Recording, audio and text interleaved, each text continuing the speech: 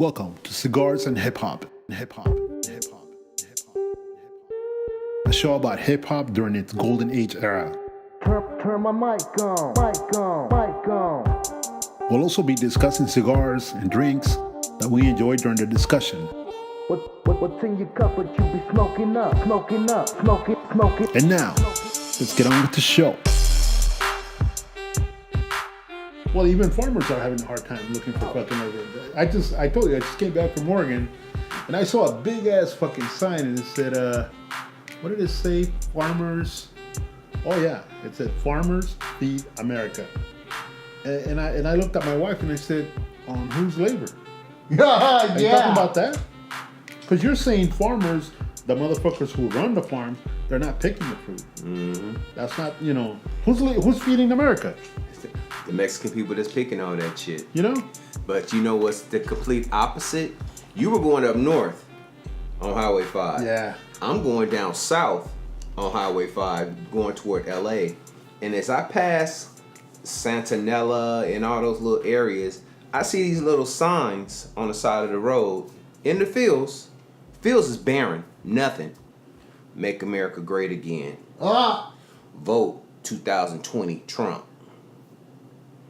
I'm driving and I'm seeing this shit, but the field ain't nothing but dirt. All you see is weeds. Mm-hmm. Yeah, you want this motherfucker president again, but you losing money, you losing everything. You ain't got shit now. Yeah. And you know what was a shocker was that I went to Oregon, and people were asking me, where you from? And I was like, oh, from the Bay Area. Like, oh yeah, I used to live up there in Berkeley. I used to live up there in Oakland. A lot of these people who are, are really for the people, they're really accepting of fucking embracing neighborhoods, embracing people, they're all up there, man. Yeah. They're all up there. I saw a bunch of, Black Lives Matter signs, pride signs, just embracing people. Mm-hmm. I was expecting to see the opposite. See, that's what we Shocker. need. That's what we need. We need some homosexual politicians. Yeah. Oh, there was one running in the east. I forgot what her name was. As much as we need also, I asked a chick one time, this was way back in 2004, Latina chick. She was going to university to become an attorney. And we're talking about, women becoming president. And I asked her, and I said, more like I was telling her, I said, I think we need a woman president, Guess what her response was? What? Just like, we're not ready for one. We weren't ready for a black president. Yeah, and I'm like, how the fuck? Well, look what happened. Don't be fucking ignorant. Don't ever say that you're not ready for something. Yeah. I think it just, nobody was ready for this fucker, and he's there. Yeah. Right? And so, I think I wouldn't have a problem with somebody saying that they're going to make a change. Just don't say that don't say it in a way that's fucking insulting, because you're in a country that basically has been great because everybody wants to come here. Yeah. America is great because of its immigrants. Now, the only thing about it is, and I forget what fucking rap song I heard this in was, actually I heard it from a poet from the fucking 60s. And he was just saying, the name fucking flies over my head right now, but he was just saying how, he wants to learn about history, but the history he's learning about, it's so hypocritical. Because I'm not really learning real history. I'm learning a fucking dumbed down history that's not telling me the truth. Well, KRS-One said it. It's his story. It ain't history. It's his story. It's the story that they feeding us. But you're going to get to your point in a minute. Yeah. But the last thing I'm going to say is, without immigrants, where would this country be right now? The blacks picked the cotton. Honestly, I'm still a firm believer all of this land belonged to the Indians and the Mexicans. California, people don't even trip when you think of these San Rafael, San Jose. They don't have no San Jose in Bulgaria or wherever the fucking these people come from. They came, they brought over people from other countries, to build up this country, and then once it got built up to a certain thing, okay, we don't need you no more. Get the fuck out. Go back to Africa. We ain't asked to come over to this motherfucker. You guys brought us here by force. Yeah, and made us work for free. If you look at history, even the Italians went through that shit. The Irish gone through that shit. I mean, to be honest, you know, if you're an Italian and you're an Irish and you're thinking, and back in the day, they spit on you. And if you're aligning yourself with this asshole, I'm just saying, you're kind of insulting what your people came here to. They forgot what the you people can't that came forget, through, you know what I mean? through Ellis Island and whatsoever. They knew that their grandparents and grandparents came over as immigrants, and people spat on them and looked down upon them. But now they became accepted. Well, actually, they're not accepted. They're just, when we talked earlier about the skin, they're lighter than us. So, of course, they're going to be accepted before us, you know, and they forget. They just like, oh, it's okay. It ain't happening to me, so it's okay. Exactly. You know, so it's fucked up. I mean, I was going to mention that the fact that the only person benefiting from all this is Trump. Everything that's going on, he's doing it for a number of reasons. One, to distract us from what's actually going on in legislation. There's been a lot of things that are going on, and things he's been trying to put under people's eyes and stuff, including putting. I guess I don't know if it's a proper. It's a law being ready for to be overlooked by the House, but he put a bill saying that companies will be allowed the option to not give their employees paternity leave, and they'll no longer have they'll have the option to not give you health benefits in terms of taking care of your prescription drugs and all that, and so that's been going under the radar. They haven't been talking about that much, but on a whole different note that you mentioned, there are working class citizens in the United States that are like farmers who are struggling. They're being fed a lie. Like this right here, they're supporting him for the idea that he's a business person, but they have not looked at. They're not. It's sad to say, I don't think they have looked into educating themselves into who this person actually is in terms of their business. Their businesses. He has had multiple failing businesses. He was born rich. He didn't have to grow into building a company himself. Yeah, he borrowed the money from his daddy. He already had it. Yeah, so he just because he has this, like, for example, what's going on with the kids? People, there's thousands of kids that are unaccounted for. Mm-hmm. That they don't have even a single clue as to processes. How are they going to get these kids back to their parents who they deported? Yep. Do they have a list of people who they deported? Do they have Nope. Like the only logical way they're going to be able to do this is by blood test. That realistically speaking, and the people who are going to be benefiting off of this are the adoption agencies, foster homes, the justice system. All that is there's money that's being made off of these kids. Oh yeah, and it's ridiculous to me that even with the laws that he's making on tariffs, he's making money. He has money invested into different lanes. People have. I guarantee you that his pockets run very deep. He's a real estate investor. Exactly. So when it comes down to it, the farmer's not going to see any of the money because he's not looking at the farmers as they're disposable. They're going to help me in terms of my platform, but besides that, it doesn't matter. That he already gained the profit from that. Well, why is it that, since we're talking about farmers, the government pays farmers to destroy crops? You ever thought about that? No, I wasn't aware of that. You grow corn. Yeah. You grow so much damn corn that you bring the price of corn down to a penny a ear. Okay. Can't have that. We ain't gonna make no money off of it. Exactly. Yeah, makes sense. So let's destroy half of your crop so we can get it up to $1 a ear. Because with the less product you have, the less product, the more demand. Yeah, it makes sense. Okay. Supply and demand.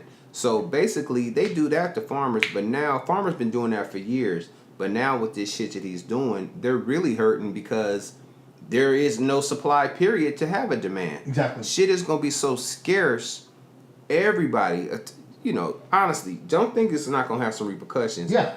Major. Tomatoes, you can get 4 for $1. Tomatoes is now gonna be 1 for $20.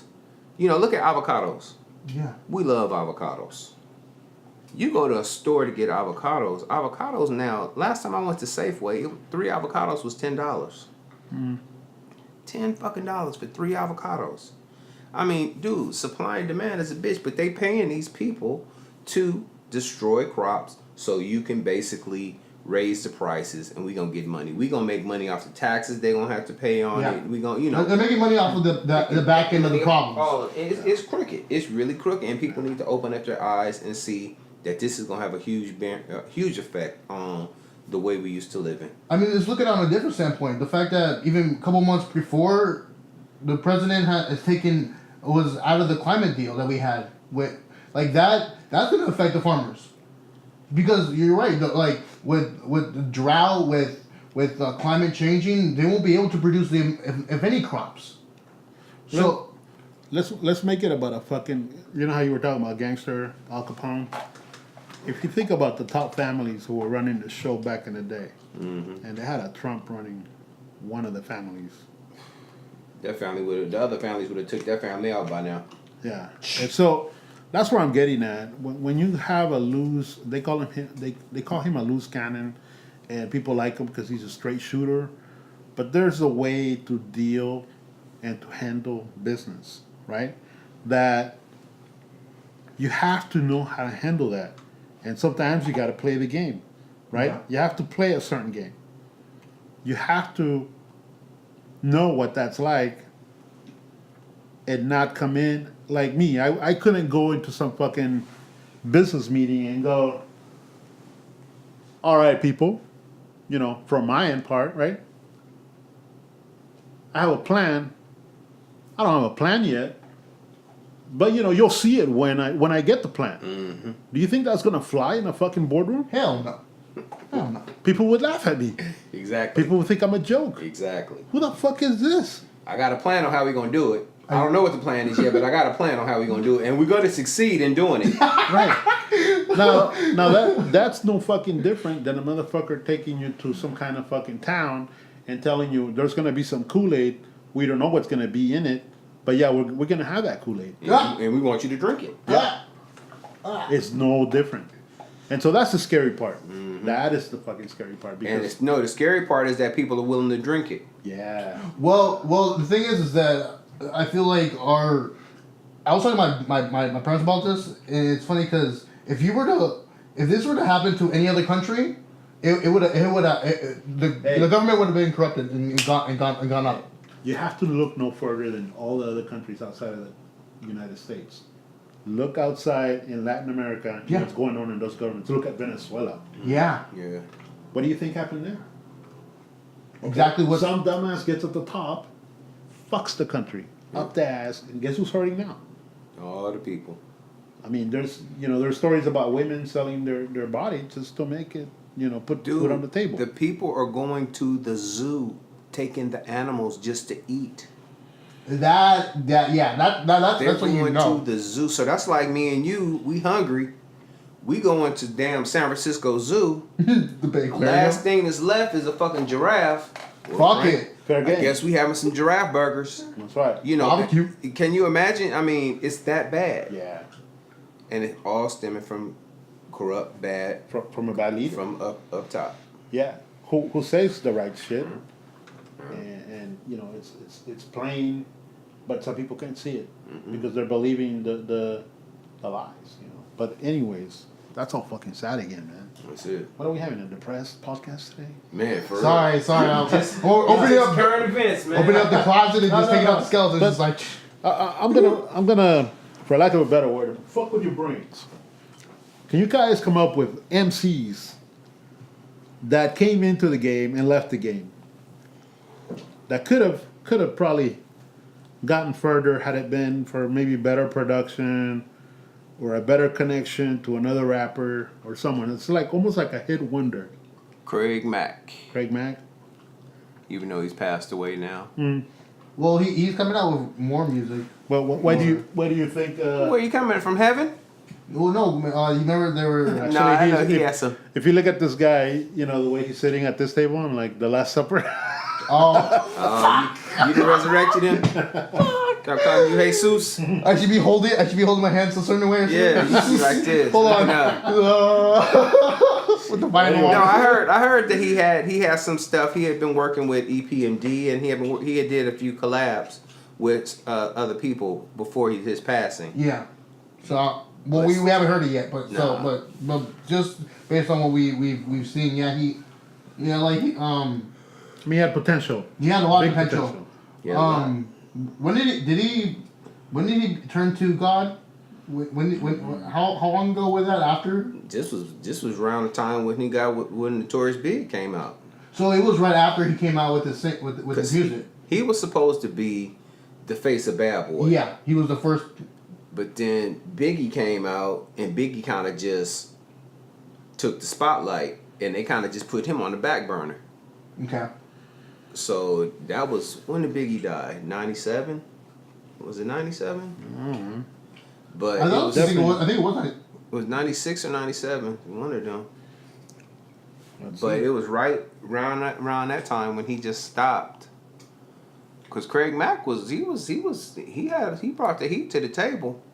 Because I feel like whatever 97. You're right. 97. Where I feel like his career could have kept on going. I mean, I know that there's gospel rap, so like he could have continued rapping. I don't think there was a market for it at the time. Like, cause I got familiar with gospel rap probably like a couple of years ago, probably 4 years ago. It's a gospel rap. There's gospel rap. I forgot his name. He comes from New York, but this is this guy who just raps about God, raps about Jesus doing drive-bys. No, just talking about how because I guess he had he was a guy who came from the streets, Mm-hmm. and it changed his life. Really? Yeah, he still dresses like he had bad clothes but he his outlook on life, he spoke about it, and he spoke about how God turned him to the better path, and so I feel like had Craig Mack had done that, just went straight to gospel rap, I don't think it would have been as successful because there wasn't a market for it back then. You know what I mean? Like back then, all you had was gangster rap. You had hip hop. It was still towards the ages, the turning point where rap was just about drugs, money. You know what I mean? It was a turning point, right? It was right before that turning point, and so since there wasn't a market for it, I don't think he would have been as successful. Yeah. But had he not turned to a life of God and prayer and all that, I feel like he would have done a lot more. I mean, I guess I can see it now, you know, them having like gospel rap or, you know, something like that. Yeah. Christian rap or, you know, rapping about positive things or how God in your life and all. That's cool. I mean, me personally, I probably wouldn't listen to it because I like to hear about, you know, yeah, guns and drugs and, you know, all that. I vibe off of that shit. But I could see it being a market right now, especially in the way that rap is going right now. Well, yeah. I think parents probably would be a little more open to letting their kids listen to that type of stuff, you know, if they're Christian or whatsoever. But I don't know, man. Just Craig Mack. I honestly, even if Craig Mack had came out with some gospel, just with his flavor and the flow, I would give it a chance. I mean, that's what I was gonna tell you is that when I at first came across gospel rap, when someone told me about it, I was almost gonna take it with a grain of salt, like let's see how cheesy this is gonna be, because again, when I'm sitting down to write, that's what I'm trying not to. I don't want when I write it, I don't want it to come across as a joke. I don't want people being like, oh, he's talking about this. It's corny. No. So when I heard it, I was like, okay, let's see how he delivers it. How he delivers those bars in terms of talking about God, talking about prayer, talking about how he turned to a life of that.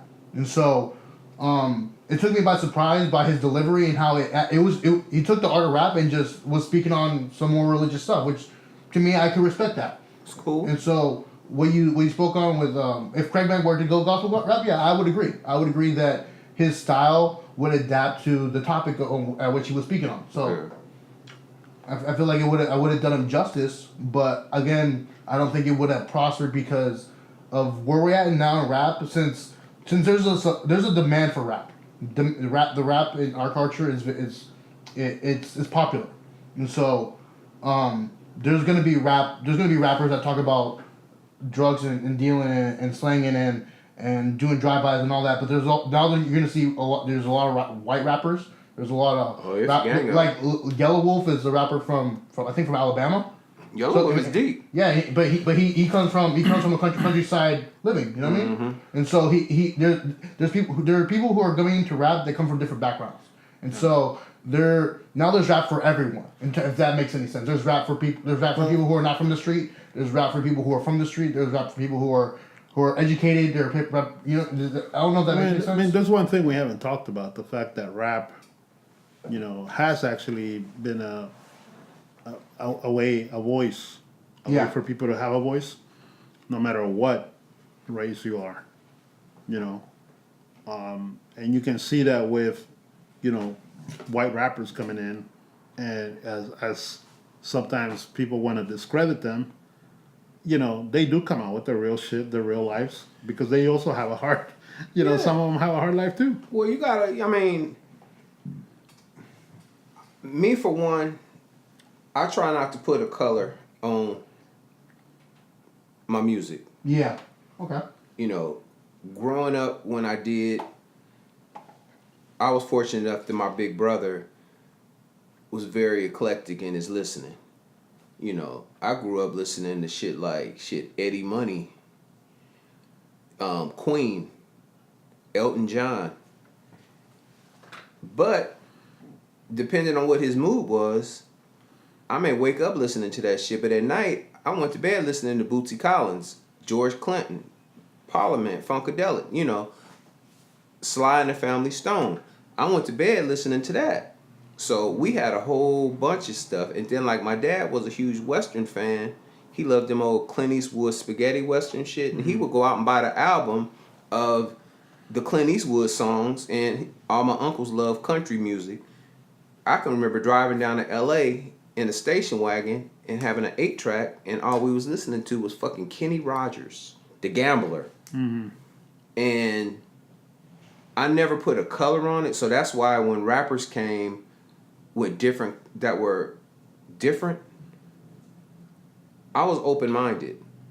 The only rapper that I didn't like, and it wasn't because he was white, it was just because he was whack as fuck, was Vanilla Ice. Yeah, okay. Couldn't stand his ass. I thought that Ice Baby was some bullshit, and I knew he bit that shit off David Bowie. But he won't ever admit it. But Yellow Wolf, huge fan. Yeah, no, he's raw. Eminem, raw as fuck. I even I don't know if y'all remember, but you remember them white boys from New York? I think they was down with Public Enemy was it Young Gifted and Black, or Young Black Teenagers, or what was their name? Damn.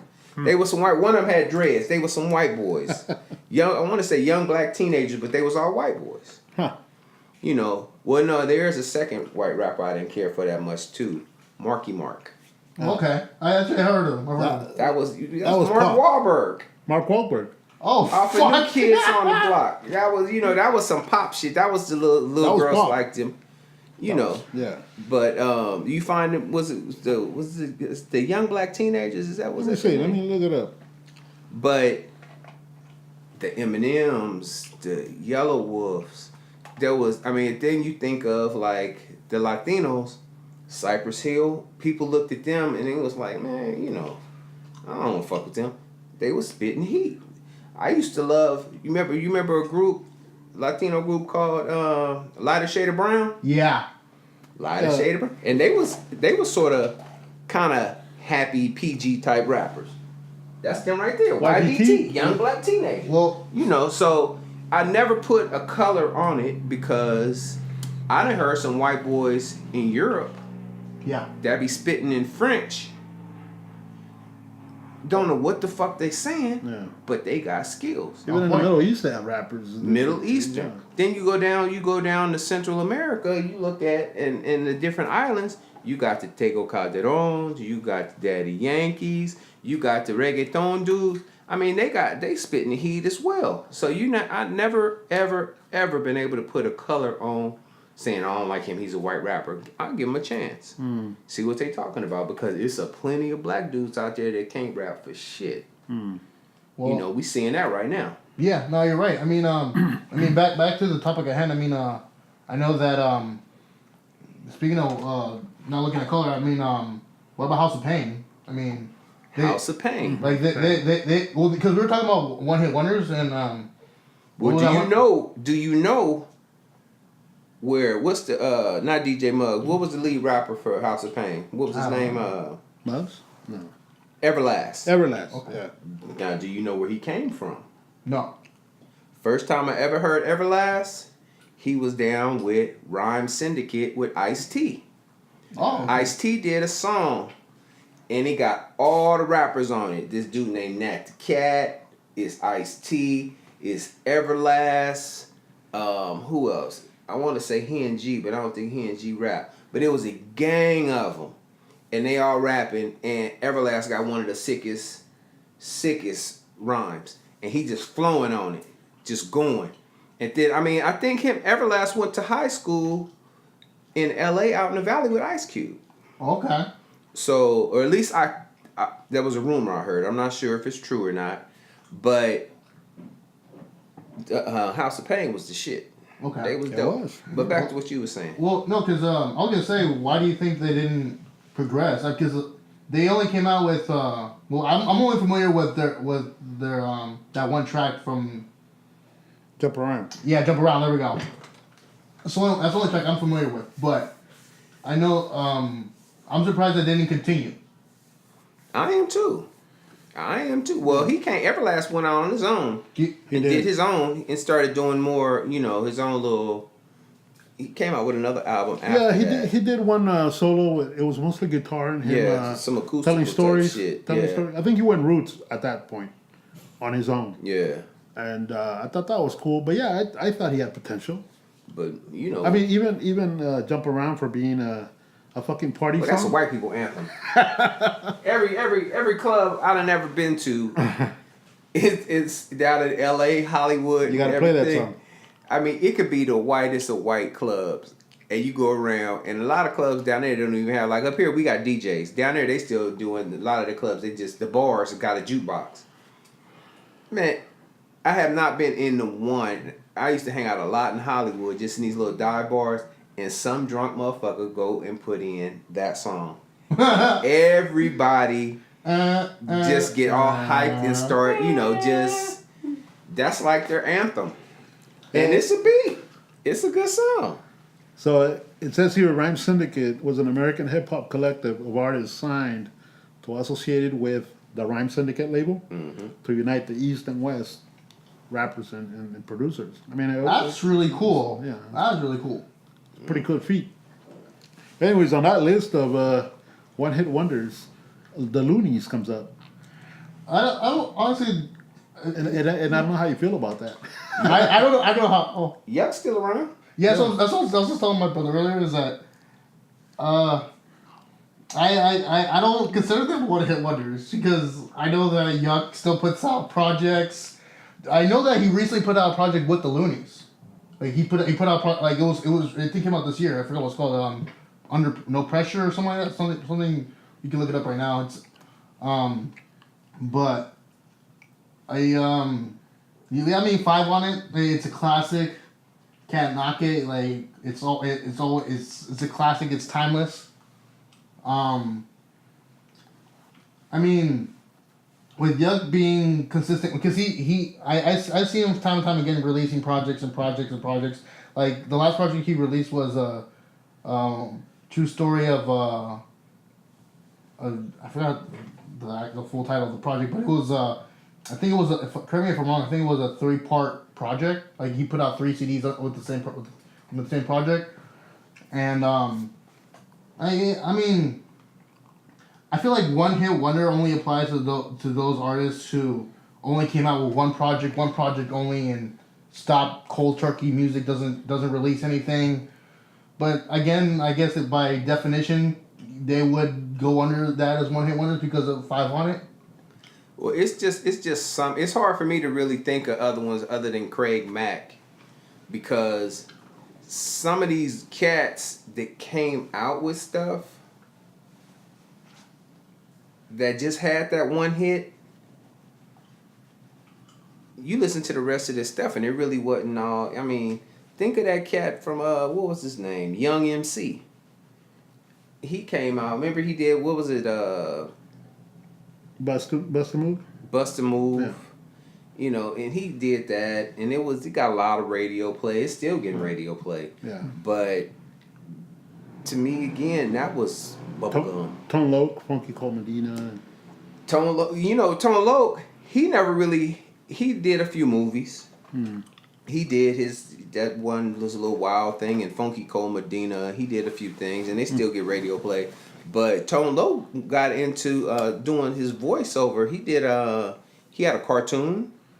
He was like a little teddy bear. Little teddy bear wore lokes and a little baseball cap. And this was back. This was years ago. But Before Ted? yeah. Oh, did you say Rapping Forte? No, I said before Ted. Before yeah. Ted. No. Yeah. But then there's some dudes out there that had an album, and you really don't ever want to hear from them again anyway. Yeah. Even though they had that one dude that was really popular that I really didn't like too much as a rapper by himself, but was really popular, was what's that crazy dude got them braids? Coolio? Coolio. Was it really? Coolio.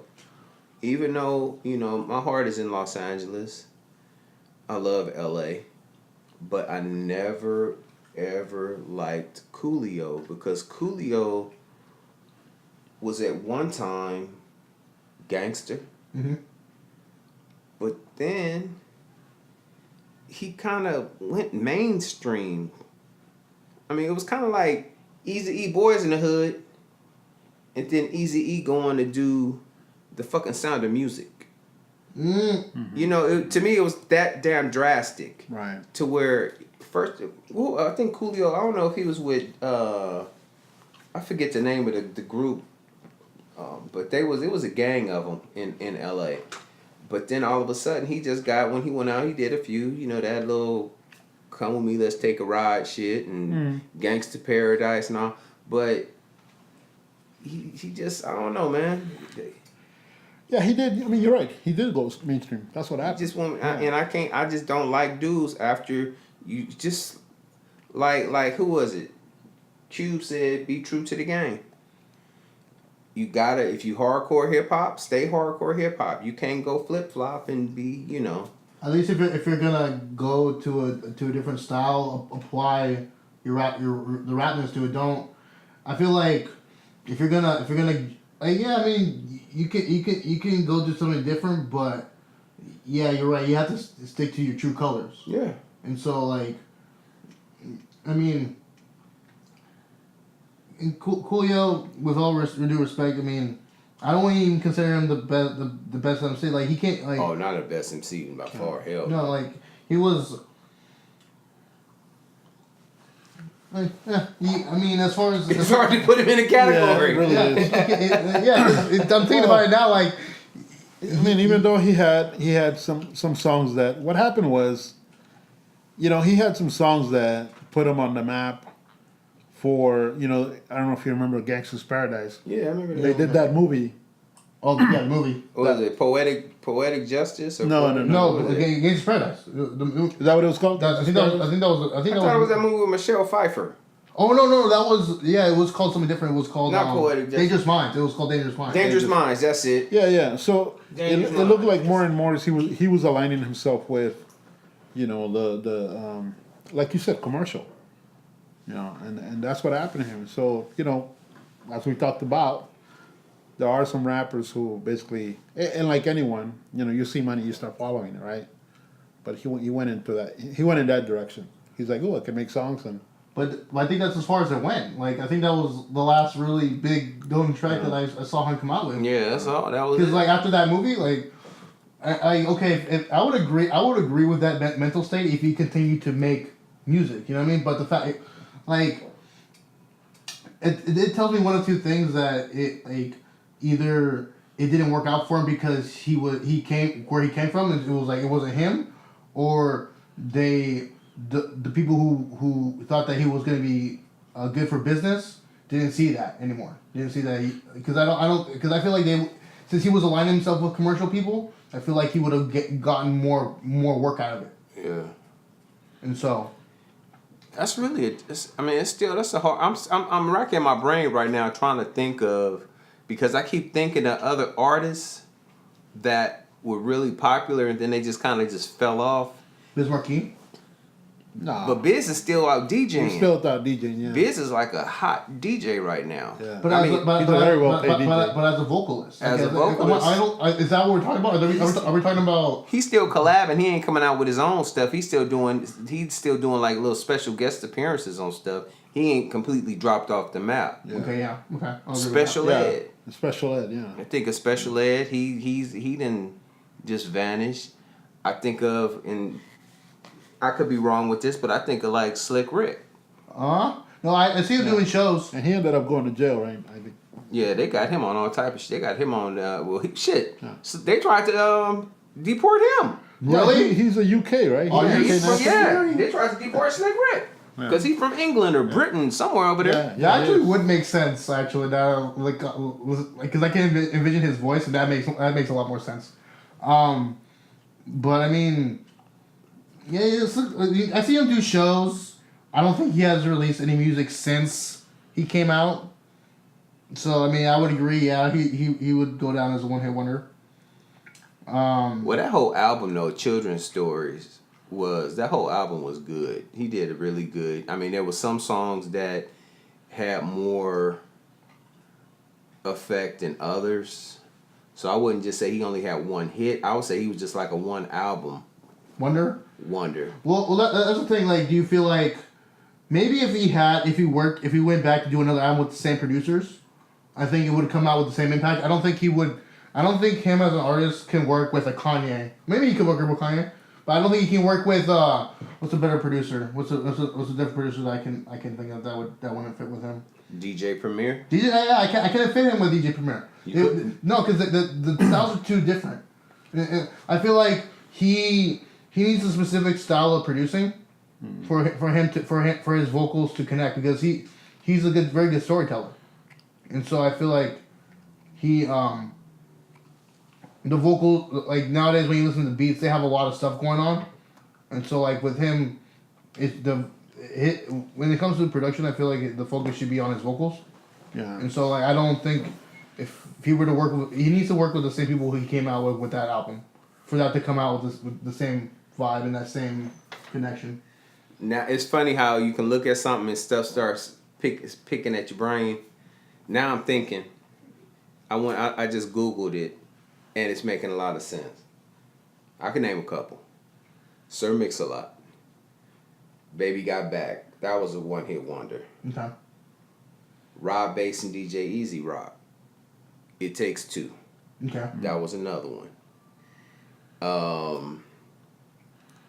Now I'm stuck again on stupid. Would you put Lord Tariq and Peter Guns? Oh, Lord Tariq and Peter Guns. You know That's what? That's a good one. Yeah. You know what I'm starting to see a correlation here. Well, most of these tracks are timeless, and they're classics. I think that they're one-hit wonders because they couldn't produce a bigger hit than that. That was their peak. Like that makes sense. If you think about it, like when they came out with more shit, but nothing got up to that. Like they did that track. They did that one single so good that they couldn't top it. Like they reached a pinnacle of the point. Like, damn, I don't know if I can do anything better than this. Right. Well, it didn't occur to me until you listed off those people with those hits. And I'm like, oh shit! The only thing that they all have in common is the timeless classic. Timeless classic. The timeless classic. I mean, look at Eazy-E. Eazy-E had Easy Does It, that album with Boys in the Hood, Easy Does It, Radio. He had all those, and they were all hits. Yeah. But then after he broke loose, when the whole NWA thing came out, can you really remember any of his songs on his next album? No. Not at all. He came out with another album. I can only remember, I think, 2 songs. One was like Neighborhood Sniper. It was weak. It was another one, Only If You Want It. It was alright, but it wasn't that old Easy East. By then, Dre and Everybody's gone. That's what I'm Yeah. saying. So that's what I'm saying. When Yeah. like I go back to Slick Rick, like that. Those when you again, you mentioned the fact that after Eazy's first real good project, he came out with other projects, but because of the fact that he lost those pieces, those elements to the first projects that he put in, he wasn't able to recreate those pieces. He wasn't able to. Who is he going to replace Dre with? Who is he going to replace his co-rappers with? His writers. Yeah, Because Cube was writing all his shit. Yeah, the talent around him wasn't there. Like that's why I say with Slick Rick, in order for him to be successful with new music, he needs to go back to the people he had work his core team, because that's what made him successful. Was not just him, but the people he surrounded himself with to make that project whole. What about locally rapping Forte? I know you thought you heard that, or Drew Down. What about Drew Down? I like Drew Down. We I know went he's to elementary music. school together. I know he's been featured on a bunch of new music. He's been recently. featured on a lot of Bay Area stuff. I like Drew Down. Cool ass cat. Last time I seen Drew Down, I was going into Taylor's Barbershop in East Oakland, and I think he was across the street, and we chatted for a minute. But he was another one. But honestly, how much play did he get out of California? It wasn't. I won't really look at him as I look at him as a local Bay Area rapper. I wouldn't put him in the same category as a Too Short or as an E40. That's being, everybody listened to all over the world. Right. But Drew Down, he had that little what was it? Well, one of the Loonies on his first, Drew Down's first thing, when he had Pimp of the Year, or Mac, what was the name of that song? Mac of the Year. Mac of the Year. Yeah. That was deep. But then he had another song where it was him and the Loonies, where it was the Ice Cream Man, and they did a little, and it was good. It was real good. But yeah, he just vanished too. Then he did that. Maybe he was in that movie, Original Gangsters. You ever seen that? Yeah, don't waste your time. It was, man, the acting was awful. He was funny in it, though. I liked him in it, but because he was just very, very animated. I feel like Social Mischief, I feel like they had potential. And question is, would you consider them a one-hit wonder? I wouldn't. You wouldn't? No, because they still got a huge following in overseas. Yeah. Japan. But does Because following the only song, most likely but people will that's remember. following like 93 to Infinity. Right. Coming out with something. Nah, they ain't Right. came out with nothing else after like that, though. But they still, I think people still like them for their old stuff. Yeah. But anything new, I don't. Nah. And then they had the other dude who was down with them too. His name was Casual.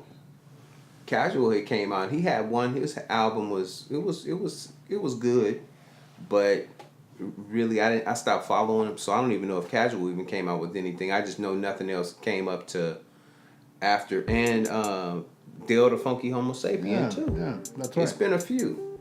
That's right. Off And I recently read that guy, the Funky Homo Sapien, he's taking part in the cannabis world.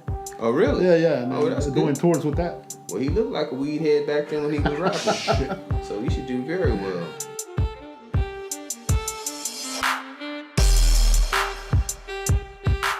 The other day I was smoking a stick. I think it was called The Leaf. And the Leaf by Oscar. Yeah. Yeah. That's a good ass stick, man. It's a good ass stick. Now, when you got it, was it wrapped up in the leaf? Yeah. Yeah. Yeah. I was like, what the fuck? And I asked the guy, at the shop, I said, the fuck? Do I smoke it like that? You know, 'cause obviously I'm a Yes. fucking amateur, right? Yeah. And he said, no. It's just the way they wrap it. Got to unwrap it. And then you smell that leaf, man. Well, That leaf is there's so much aroma in that leaf. Yeah. So the leaf is packaging. So sweet. Yeah, it Leaf is. is Okay, I packaging. thought because I was assuming you would smoke it like that. Because normally you get them in this little cellophane packet to protect it. The leaves, real tobacco leaves that That's they wrapped cool. it. It's hella. It's Actually really cool. It's a really good stick too. It's a really good stick. Yeah. I did the same thing when I first saw it. I was kind of like, cause I'm a creature of habit. If I see something, I kind of always continue to go back to it. But when I saw that, I was kind of like, what the fuck is this? Yeah. And when the guy at the cigar store that I was going to, he actually unwrapped it for me and showed it to me. And I was like, oh damn! I said, is it good? He was like, oh, he said we can't keep these. Yeah. And I ended up buying a box of them, dude. Love it. Love that stick. Great stick. And I had some coffee with it. And I normally drink my coffee no half, just straight. And I was getting different flavors too. Yeah. I was like, damn, chocolate and fuck, I mean, a little bit of mint. I was like, damn, this is turning out to be like some kind of flavored coffee for me. But yeah, the two went really well together. But would you say this Verocu Tatuaje, do you think this is, would you suggest this after dinner? Or for, depending on how much you smoke? Do you think your palate could handle it? Depending on how much if you're not a at least 3 or 4 sticks a week smoker, I would say have a good meal before smoking that. Okay. If you are somebody that smokes 3 or 4 a week, or somebody like me that smoke 3 or 4 a day, you can have that with a cup of coffee on an empty stomach and it won't do you no harm. You'll be fine. But for just for a newbie, I would have a meal first. Have something in your stomach because it can be get a little strong. But to each his own. Yeah, exactly. You learn. That's how you learn. Yeah, exactly, man. That's how you learn. I can't count how many sticks I done had on an empty stomach. Whew. I remember the first ones I had. I remember, and I'm sure a lot of them, a lot of people listening to who are newbies can relate. They've had a stick and they feel like their face is turning green. Yeah. And you feel like you get lightheaded. You get so fucked up just because you didn't have something to eat with it, or you're not smoking as much as other people would, and you're hitting this hard stick, I did that in 1985, I want to say. I can remember because I had a motorcycle accident that same day. And I was smoking a stick. And it was just a cheap ass. It was I want to say it was something like a fucking Dutch Master, or it was a really inexpensive stick I bought at a liquor store. And I can remember getting so sick, lightheaded, dizzy, just feeling nauseous, and I can remember just laying in bed, and I can remember felt like the bed was just spinning. That thing had made me so damn sick. And got my big ass on a motorcycle to ride to the hospital and had an accident. I blame that damn cigar for that damn motorcycle accident. And it wasn't the worst thing about it wasn't even my motorcycle. Bro. That is bad. But I'm still smoking. I don't ride no more, but I'm still smoking. Thanks for listening to another episode of Cigars and Hip Hop. See you next Tuesday. Peace.